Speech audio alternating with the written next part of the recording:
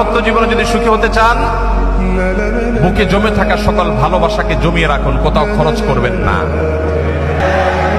রাস্তাঘাটে, পার্কে, ক্লাসরুমে, অজায়গায় কুজায়গায় ভালোবাসা সব খরচ করে বিয়ের পরে যখন ভালোবাসা বিনিময় করার দরকার হবে তখন দেখবেন পুঁজিতে টান পড়েছে, তখন দেখবেন পুঁজি আর পাওয়া যাচ্ছে না।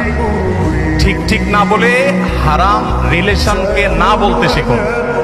সৎসাহস আছে তো ইনশাআল্লাহ? কোন কোন যুবক হারাম রিলেশন থেকে বেরিয়ে আসার প্রতিজ্ঞা করবেন? হাত তুলে দেখানোর সৎসাহস আছে? তার মানে সবারই হারাম রিলেশন আছে অলমোস্ট। আল্লাহ তাআলা আমাদের সবার যৌবনকে সকল কালিমা থেকে হেফাজতে রাখার তৌফিক দান করুন।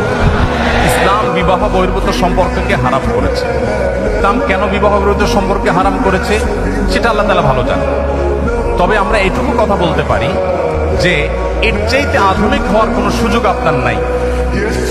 এখানে একজন হুজুর আছেন, আমাদের মুখতার ভাই। আপনারা তুলনামূলকভাবে হুজুরদেরকে দেখবেন যে মুখতার ভাই তো বাসার বাইরে বেরিয়ে হতে চান না। আজকে ফজরের পর একটা মিটিং ছিল ওনার সাথে, উনি আসেন নাই। হুজুররা তারা বাসাতে এত বেশি আবদ্ধ, এত বেশি তাদের স্বামী স্ত্রীর মধ্যে বোঝাপড়া এত বেশি। হুজুরদের মধ্যেও যে কিছু ব্যতিক্রম নাই তা না, আমি সেটা স্বীকার করে নিয়েই বলছি। তুলনামূলকভাবে যারা আছে, ভাইকে রশি দিয়ে টেনে বাসা থেকে বের করা যায় না। শুধুমাত্র ভাই কেন, এ রোগের রোগী আমি নিজেও, আমরা সবাই কম বেশি।